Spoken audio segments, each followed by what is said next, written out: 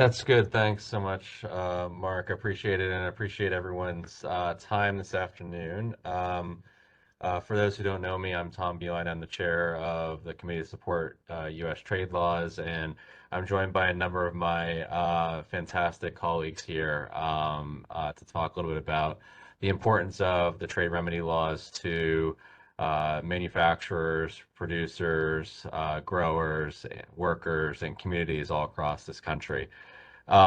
Before I start in on my brief introduction, I do want to thank Mark Benedict, who will MC this session, as well as Caroline Vichas, who has organized all of this for us. It's not easy to get a large number of people on the phone all at one time for this type of event, and so we really do appreciate everyone's RSVPing and attendance here. So special thanks to Caroline for that. Um, I'm privileged to have this role, and I don't say that lightly.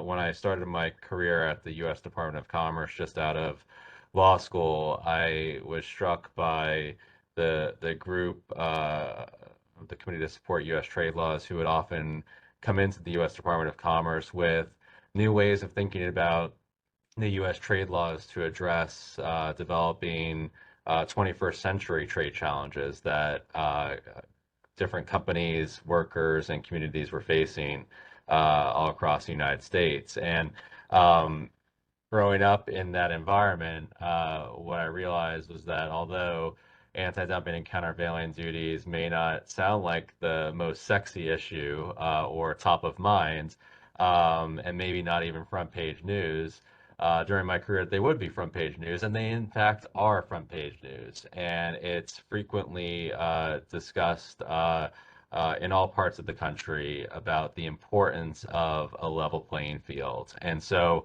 what I'm really excited to hear from this panel today is about exactly that, as to how the U.S. trade remedy laws can be used to level the playing field with unfair import competition. And that level playing field is just so important. I've had the privilege of representing companies in the East, the Midwest, and all the way out to the West Coast. And anytime you speak with a worker, a CEO, a CFO, all they say is, we know we can win if the competition is fair. And it is so important as to what you and your colleagues do in Washington, D.C. to ensure that competition is fair. And we really appreciate you.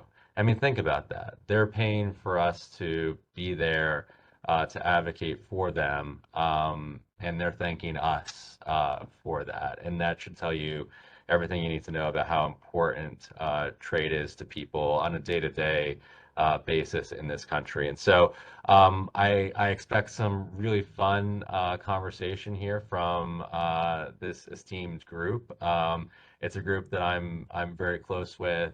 Some of these people who you'll be hearing from are not only colleagues but very close friends, and I know they will have some great stories to tell about how impactful these laws are to their clients, but most importantly to specific communities that rely on having a U.S. manufacturing base, a U.S. agricultural base, and it shouldn't really be taken for granted as we think about it going forward into the next century. And so, with that, Mark, I'd like to turn things over to you and trust your moderating skills.